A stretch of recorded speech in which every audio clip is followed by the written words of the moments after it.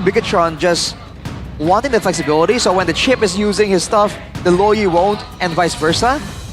In theory though, having the Loyi present just for the fights, for the built-in sustainability and crowd control can be a good option, but this is what we're talking about. Big AoE tools to counter these big dives from Bigetron. And you gotta understand that they don't just have 2 teleports, guys. They have 3 with the Moskov. This Oh, could yeah. be too many, really, for BTR. They're just stacking on to teleports. The Moskov isn't really a battle-ready hero. Remember, with the chip with the low, yes, you are going to be active, but you need active winning lanes, early heroes to help and capitalize on the fact that you are going to be present around the map. If you have someone like a Moskov, someone who's not really a threat in the early game, what, you can use Fredrin to fight? The XP needs to be a carry, needs to be a big hitter. It is my mission to banish all. What? Fredrin XP? Oh, I got Annabelle, I said it was possible. I don't think Mirko's happy about it. Hey. Oh boy. the Annabelle special, clock it in. The audience topic voting was there. Bigetron with the pocket heroes. There you go. That's more cheese than pocket friend, I think. Bro, it's Luke. We're talking about this aggressive style. Doing well on the Masha, and put now him he's on on the the Fredrin. Oh my god, two picks that are signature. At least we can talk about that. Terizla for Chorizo, that was his signature back in BTR, back when the Terizla's meta. And Luke Fredrin, he was the first guy when it was released to play an XP for GeekFam. Yep. And now, the land of dawn awaits. Will the red robots make the gods bleed once more? The gods has to be godly, and the playoffs is their next destination. DEWA United against Bigetron Esports, game number 1. Welcome. Ladies and gentlemen, DEWA United versus BTR. DEWA in deep waters right now. They gotta swim out of that. BTR standing, well, right now they are afloat, but DEWA could sink their ship with a win here. So immediately the focus goes to the level 4. For both teams, massive ultimates available. More combat ultimates for DEWA. More utility for the side of Bigetron. As Moreno already getting harassed there with a Tushin. On the Loyi, you have access to good amounts of damage, but in the early game, with a Gatot, against a Gatot Tushin, I feel like you gotta take it a bit slow. Especially with the chip not really bringing a lot of combat prowess to the equation. And of course, for the emblems, anything in particular, Arashi? Well, Inspire for both Moreno and Light. So they just want to get those teleports in as much as possible. Oh, Shikesu, very aggressive. Annabelle still will be able to secure the green, or their camp. Luke trying to go for the chain CC onto Chorizo. Gets whacked by the hammer 3 times. The Vitalized burned for Itoshikesu, so that's gonna be put in mind for Bigetron. And now again, back to the point. Luke, aggressive player, put in a Fredrin. So how is he gonna function up top in this XP lane and in the fights later on? Yep. I guess he's gonna be diving in aggressively, or he just has to actually just go and crowd control the obvious members like the Joy, like maybe on the Granger as well. Because in a sense, the Fredrin is not a super high mechanical hero. Yeah. Essentially. Look at that laning by Amando, trying to find ways to actually get favorable trades. And Moreno, with that, with that wave clear and damage potential, actually able to kind of force out DEWA United's hand. Look at this though, already a rotation from Bigetron. They have the level advantage for now. Light attempted to get level 4 from the top wave, I believe. Going for a brawl here at the first hurdle. They have the fighters try and win this. But remember, combat ultimate for DEWA can swing the tides in favor for them. And for now, a momentary lull. They put it to rest. And no priority on the turtle whatsoever. But Light is here, Toshikesu as well. So back to the lanes they go. At least for early.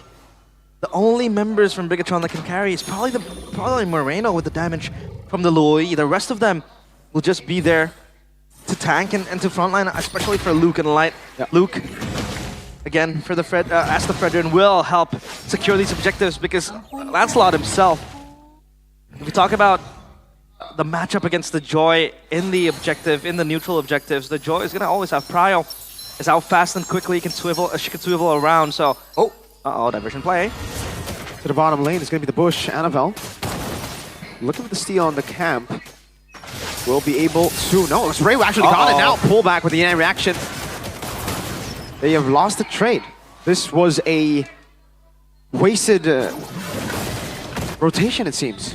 They try to use the initial gank because they know the shortcut is available. So this is how Bigetron are going to be trying to pressure 2 lanes, 2 areas at the same time. But look at the turtle, man. Oh! We saw a steal earlier today on the Lord. Eman seems to want that in his achievement list as well today, but he won't be able to find it. Retribution. Didn't even retry, by the way. SOD part 2, like how we saw earlier. Hands of out on Chicky. But yeah, back to your point, Arashi, that global presence, right? I mean, you have 2 ways to pressure the map in the Land of Dawn currently, with the shortcut and the diversion from Luo Yi. But now, of course, talent predictions with the new application Go Pay. It's only Pa Pulung and Lim Kochel. It's Lim as well. I mean, them both going against the tide. All right. I want to raise a point about... Oh, well, of course, it's... there's no question who Mirko is voting for. That's a point you have to make. Goat. You don't want to curse them? Hey. I mean, today I did curse Liquid, so looking at the drafts, maybe I did. Well, on that note then, the EXP lane, I feel that Fredrin isn't really doing that horribly. Remember, there was a buff to his piercing strike. It actually does a bit more right now. Against the Terizla, in a long drawn-out trade, I think the Fredrin can still do pretty okay. And all things considered, oh, hang on a second. Yeah. A lot of damage. Oh, he's trying to go for the dive on Eman. Man, you can see that prowess on the Granger, maybe. Great pick for him. But yeah, back to the point. Luke, on the Fredrin, on longer trades, he can actually come out on top against the Terizla. So the lane really isn't as bad. With the Concussive Blast, he has quite the significant lane clear advantage though. And you're seeing that it's been used by Bigetron, but look at Annabelle. Annabelle caught a bad spot, will be able to go for the Phantom Execution. That's the flicker in! First blood to Sorizo! Diversion back into the mid lane, it seems. DEWA United with a lead. The Lancelot is down. And how does this become then? I mean, the late game. How does the Lancelot function then if he can't really have a good early game? He has to function independently, I feel like. For Bigetron, it seems like this is a strat built completely on the teleport presence. You can teleport 2 places, you can gank the bottom lane and still make it to the turtle fight. But again, if the jungler is behind here, there's not a lot of tools available to try and help him out. Yep. Again, the problem is the damage, right? The Lancelot needs his items. Again, like Mirko said, the Moskov isn't battle ready if it is the early game, so it's only Moreno with the burst damage shortcut. They're still going to try. Shortcut coming down. Eman already taking it as well. Retribution! Spencer in the midst of it all. Luke going to be caught in a bad spot. Prager's grab the flicker, almost taking Ray down, but he's still able to evade. Luke swung by Sorizo's hammer. The SOD does not land a turtle and another kill to DEWA United. Oh my, Bigetron slapped in the face. DEWA, they might look for more, but it's only the tier 1 turret. And DEWA with a slight win and a 2.2 gold lead. 2.2k. They have not been able to set up for proper ganks with that diversion and the shortcut. Now they're just forced to play the teamfight game. And we've mentioned it from the beginning, man. The AOE teamfight tools. Sorizo 2-0 and 0. This is just the kind of game that Terizla wants to have. I have a question though. If they have 2 global presence ultimates to use to fight and to play for a pickoff, but wait a minute, Annabelle is gonna be fine. So, 2 ults globally to play the pickoff game, the skirmish game, where you can always pressure the map.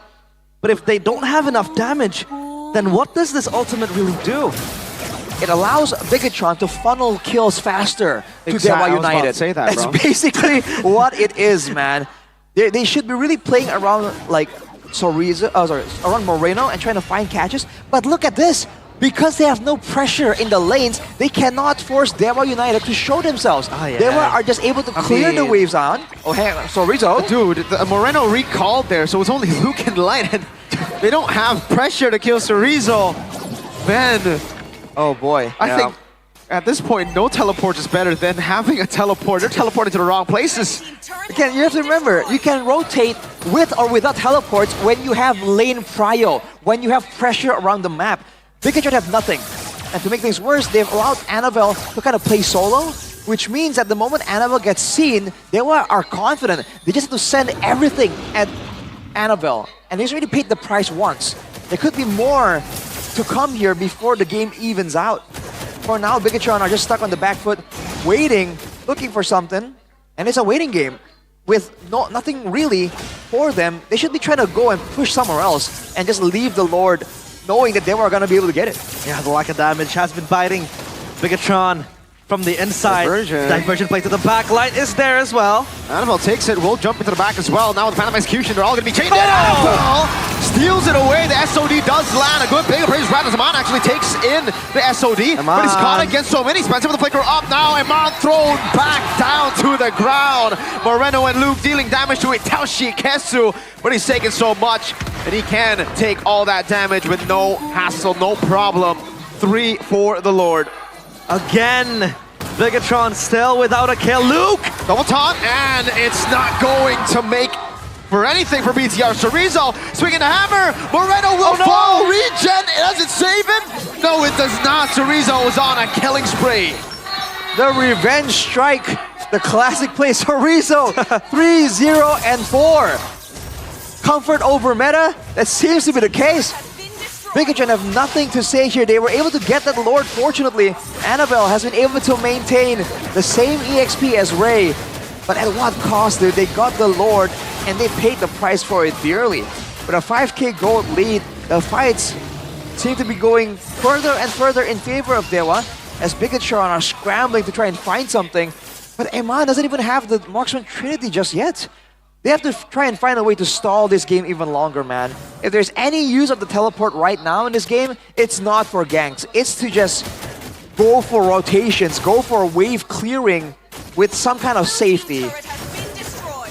DEWA looks very alive with this new lineup they have, but it feels like Bigetron, like Arashi said, 2 steering wheels, now they have 3 with the SOD as well, so their choices are infinite, but again... Wait a minute.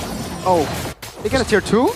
down bottom. It's a free push from Bigetron. Light and Eman on standby. It's a split push with chip strategy, and DEWA did not respond. We've been talking about how their teamfight is super good. It's been going well, but this might be a show of under-experience there. They allowed Bigetron to get full value out of nowhere. It's almost a 1k gold swing just based on the pushes. I still am personally not a fan of this draft, but one thing that it has is side control, and DEWA does not have that side control. With the Joy as well, up against a Moskov and, you know, a Chip in the side lane, there's really no side control that you can put down. You put the Joy on the side, he's dead. So that's what BTR have to play with right now. They have to play with their own thoughts. Like, they gotta outthink DEWA United. They gotta out-macro DEWA United, because in the team fights, it's gonna be hard right now with a 4,000 gold lead. If they do make it to the late game, then sure, Eman will be battle ready. Then the shortcuts, then the diversions, and then the pickoffs that they'll be looking for around the map will show. But again, those are some very specific conditions, friends. With 13 seconds to go right here with the... Fortunately, the lane that was pushed for DEWA is the lane on the bottom, so they can actually still focus on this properly. Good pressure here on the far side away from the Lord from DEWA. Gonna buy them time. All they have to do right now is leverage their gold advantage, try and rush down the Lord and force Bigetron to make a move in order to just eliminate that split push potential. But no, they're not going for it yet. Flicker?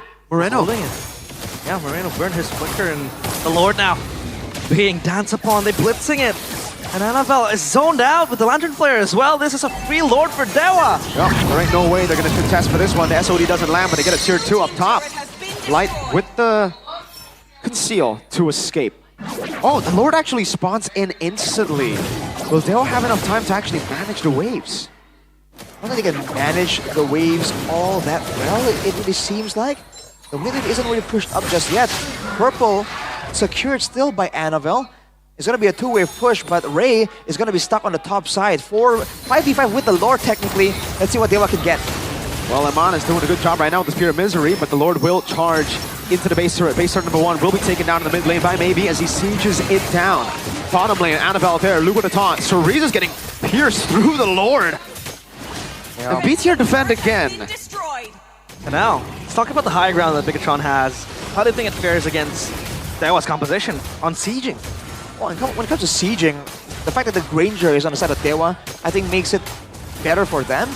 But Bigetron has more damage overall because the low Yi, right? the fact that you have a lot of burst damage, continuous damage with the rotation being placed on the ground like that, and on top of that, you have 3 stacks on your first skill, so technically it's on a very slow cooldown, which is great when you have to clear something really, really fast.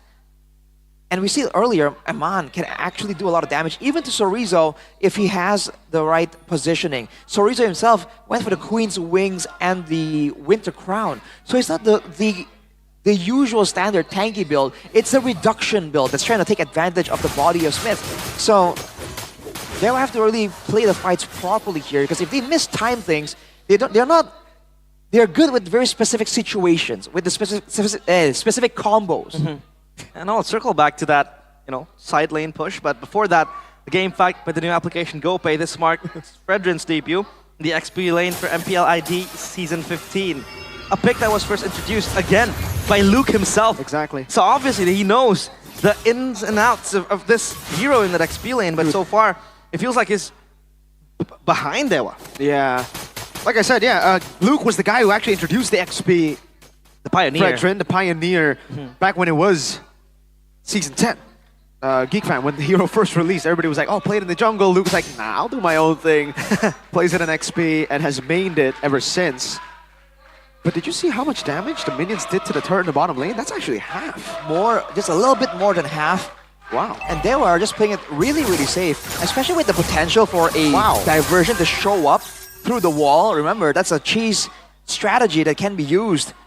I think DEWA are respecting it a little bit too much, but they're maintaining control overall on the top side. They're trying to play for that big Lord moment, which will work for them. But Aman right now has the Malefic gun ready, so more pierce, more range. Light, can he try and get something here? Ray is visible.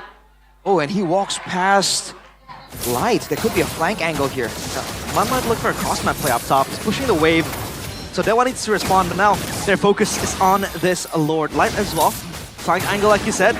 This is uncontested. Lightman over the shortcut. Uh-oh, goes on to Maybe. No one takes a shortcut just right now. Anapal will go onto the Lord, likely to be kited away by Maybe, and that's the Phantom Execution to the back. Anapal looking for the plays, will go for the puncture, and that's his final one. Ray still on the Lord. Anapal being chased around. That's going to be the SOD landing. Amon finds him, and actually takes the first kill. BTR finally on the board, like going to be very low. Amon jumps in. Toshigetsu. That's the Indian reaction. Moreno flickering forward, getting the splash to shut him down. What? BTR somehow get the equal trade. They lose on the Lord, and Mon's up top. Oh! What in the world is going on? Sorizo, penalty zone, flicker only for the Cannon and Emon's doing a lot of damage. Kiting away, Spencer, he has to be careful. Emon! Dodging away from the hits and now making the plays. Itoshi walks up, Winter Crown, Light pops in the shutdown, and it's a shortcut to the top lane. No way! This is an N angle. Bigetron might just finish here and now. Great, back up right now. Light goes over the crash course. He's giving me the electrifying beats. What? Holy moly! What was